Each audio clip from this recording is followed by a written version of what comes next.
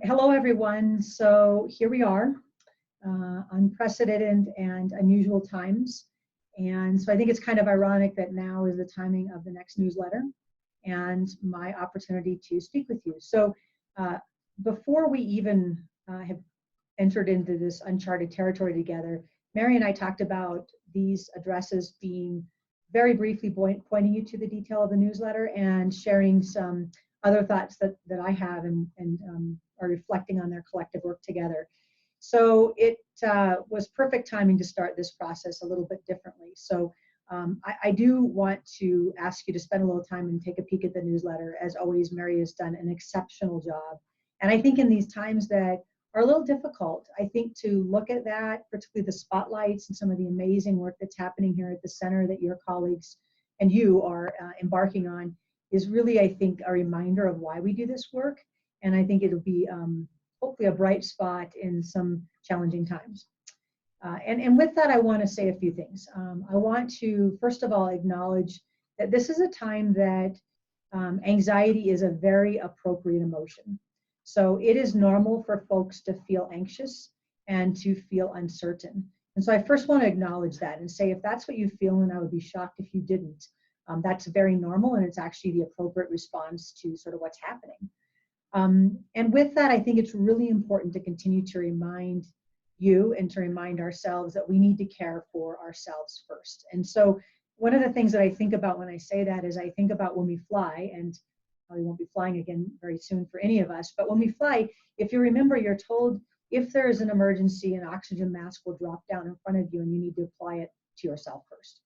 And I remember when I first heard that, I thought, well, if I had a child with me on this plane, the very first thing I would do is want to put it on my child. But it's a reminder that you can't help anyone, including your own children, unless you are okay first.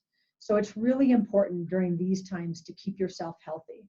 I wouldn't be a physician if I didn't remind you again, you've heard this for the billionth time, please wash your hands. Everything we know about COVID-19 and other infectious processes is that the one way you can prevent or you can reduce your risk of getting the disease is to wash your hands, wash them well, wash them frequently. To get rest, to take care of your body by eating well, by drinking plenty of water, by exercising, and that gets a little challenging, right? I was at the gym this morning and there was hardly anyone there, and everyone was feverishly wiping down equipment before and after the class. And so gyms may be closing or may have already closed, but we live in this really incredible place called Colorado. And so year-round, we can get out and we can get not only the value and benefit of vitamin D and sunshine, and the value of nature, which we know actually has true healing effect on our bodies, but we can also take that in and get to see one another. And maybe it's going to be at a 6-foot distance, but we can walk through our neighborhoods and say hi to other folks that are probably experiencing many of the same feelings that we have. And now that we're working from home, we can take 5-minute breaks and go take a quick walk and get in the sunshine and look around at the beauty that's around us, as nature will undoubtedly do what nature does this time of year. I saw daffodils in my yard just yesterday. So look around at the beauty around us, because I think it will help remind us that this too will pass and we will get through this. I also think it's a good, important time, when I mentioned connection with others, is to think about others around us, as we do by virtue of most of who we are, we're very caring people. And so how do we think about our teammates? And in our meeting, Michelle did a great job of reminding us that this is a challenging time when we're asking to distance ourselves from the very things that help us feel connected, and that's each other. And so I'm really appreciative of the Connections Committee for being willing to take on my challenge of helping us stay a little bit more connected and providing some different ways to be connected. And so thank you for helping lead us through that process. Because I think it's really important for us to find new ways to stay connected with each other as well. I think of the saying that everyone is fighting a battle you know nothing about, be kind always. And I think it's a great reminder that we all come to this time of uncertainty with our own things, historically, the own things that are going on in our personal lives that we may not even recognize the additional stress that creates for us. So be in tune with that for yourself. Things like mindfulness can help us sort of be in tune with how we're feeling about what's going on. I would, try to limit your access to just this constant barrage of news.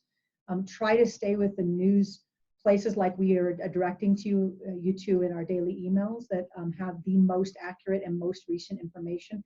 I know it's changing quickly, but try to stay with the sites that have the most accurate information, and try to be in tune with yourself.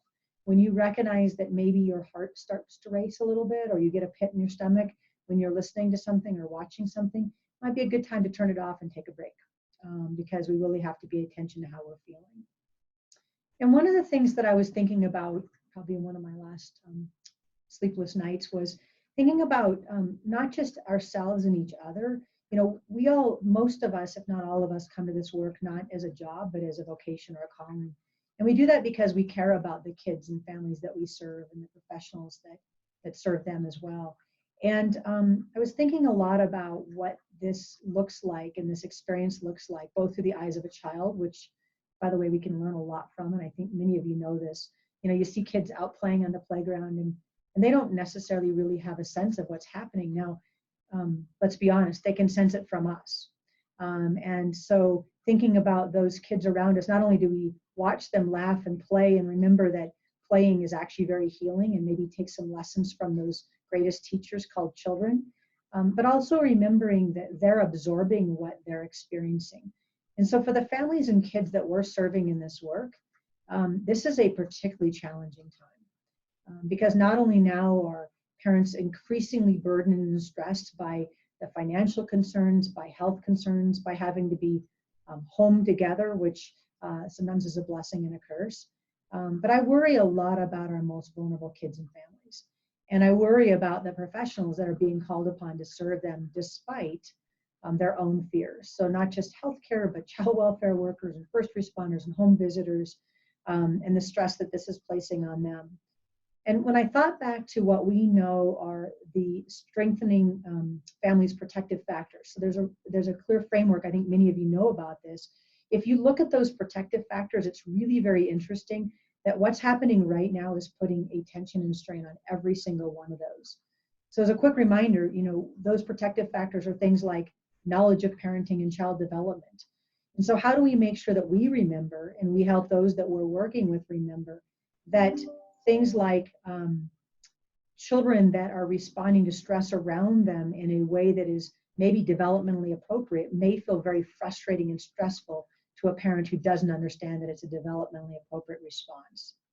Things like concrete support in times of need. We have families that are already very stressed and may now have less access to childcare, less access to things like home visitation. And so that really is going to create additional stressors. And how can we think about that?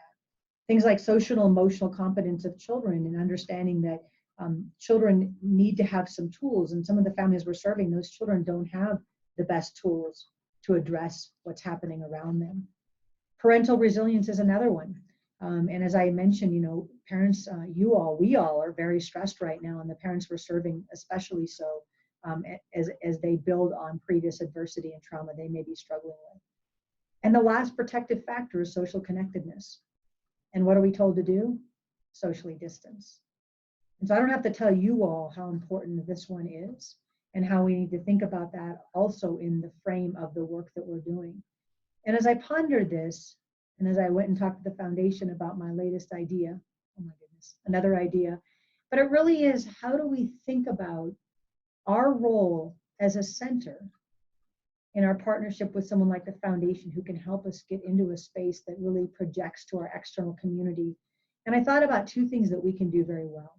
We can be knowledgeable in the information that is out there. So we can make sure that our external partners and our families are pointed to the most accurate information, just like I've asked you all to focus on. And we can also work to try to communicate these protective factors, and how does the current situation impact them, and how can there be creative solutions for those families and children that we're working to serve in this field. And so we're working right now, and I've been talking with Mary and the Chem Foundation and our marketing folks about how we might be able to use this as an opportunity to really think creatively. We do this work and we work in this field because it gives us satisfaction and gratification. And while we will continue to work towards some of the goals that we have been working on this last year together, the work groups will hopefully continue to meet virtually. We have a lot of really important work that we're all working on, and hopefully we will continue to forward that work together. Some things are going to slow or pause. And I would urge you in that moment, if you do like I do, and you feel a little panicked about how do I continue to work in this space that I care so deeply about, is that I would invite any of your ideas about how we could do a better job, not just caring for ourselves, because I appreciate those and we want to share those, but how do we apply what's happening to the work we're doing for children and families and the professionals that serve them? I think it's an interesting time that we will all get through, we'll get through together, and that it may be a time that helps us understand how better to serve one another and to serve the field that we're working in. So please look at the newsletter. Like I said, I think that it will not only give you a rays of hope in what we're experiencing right now, but I'm hoping that it will give you an opportunity to rethink and redefine your commitment to this work. Because times like these make us question a lot of things. But if anything, I feel even more committed to being here at the Kemp Center, to working with all of you, as I have been unbelievably thrilled to experience all of you this last year and to be proud of the work that we're doing together, but also be recommitted to the field that we have chosen to work in. Thank you for all that you do. Please take care of yourselves, take care of one another. I will see you soon on a Zoom call, I'm sure. We'll look forward to spending this time together in a month through the newsletter work as well.